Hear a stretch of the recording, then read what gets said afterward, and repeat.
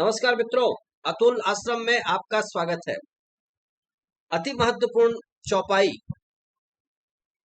देखिए हमारे समक्ष है। गुरुगृह गए पढ़न रघुराई, अल्पकाल विद्या सब आई। In a very short span of time,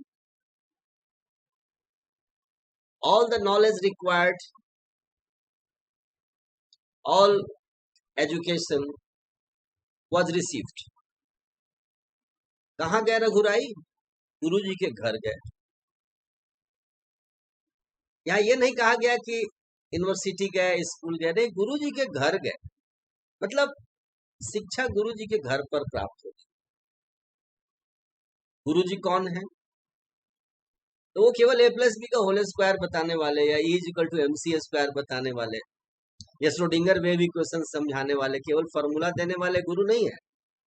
तो कोई स्कूल में नहीं है, घर, उनके घर भेजा जा रहा है गुरु।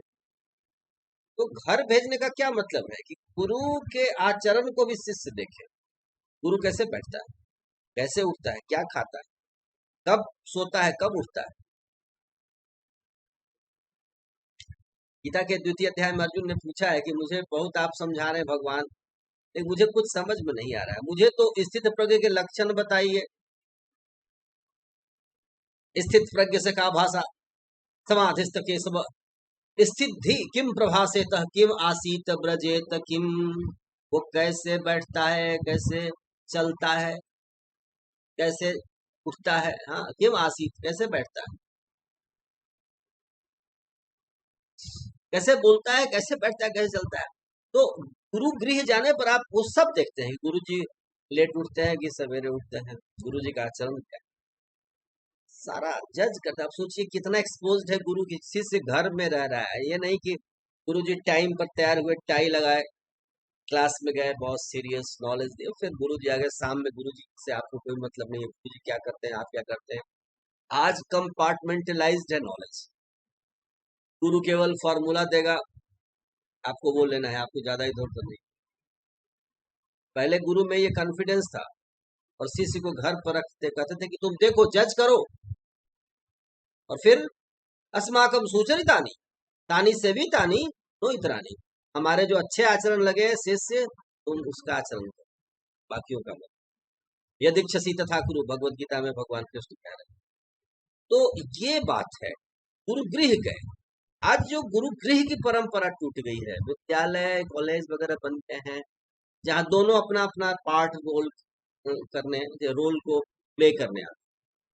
गुरु जी तैयार होकर आते हैं लेक्चर डिलीवर करने, शिष्य तैयार होकर के आता है उसको रिसीव करने।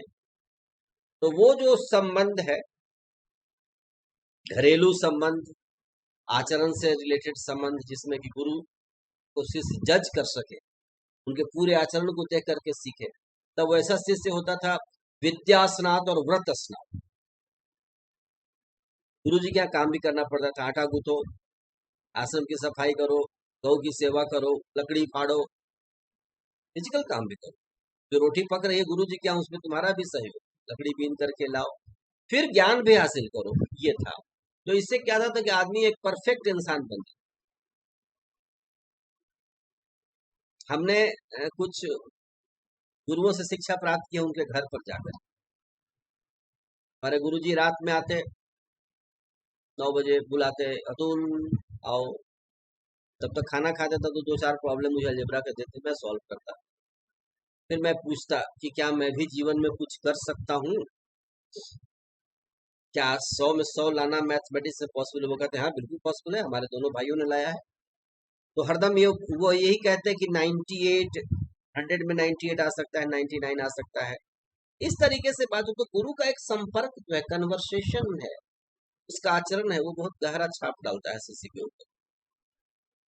तो ये जो गृह की परंपरा है, इसका पुनरुज्जीवन होना चाहिए। और गुरु को डरना नहीं चाहिए कि हमारे पास रह करके शिष्य क्या देख लेगा। नहीं, गुरु का ऐसा खुला और ऐसा श्रेष्ठ आचरण होना चाहिए कि शिष्य जो उसके पास रहे वो लोहा है तो सोना बन जाए। गुरु को ऐसा पारस बनने की आवश्यकता है, तब वो गुरु। काश के ऐसे गुरु हमारे देश में हो और संख्या बढ़ती जाए। कि श्रेष्ठ गुरु होंगे तो श्रेष्ठ शिष्य निकलेंगे, शिष्य श्रेष्ठ होंगे तो नागरिक श्रेष्ठ होंगे, और उससे राष्ट्र श्रेष्ठ होगा। तब जाकर के हम कहीं श्रेष्ठ, संपन्न, ज्ञानवान, शक्तिशाली, स्वस्थ भारत का निर्माण करें। जय श्री राम, जय भारत, जय जगत।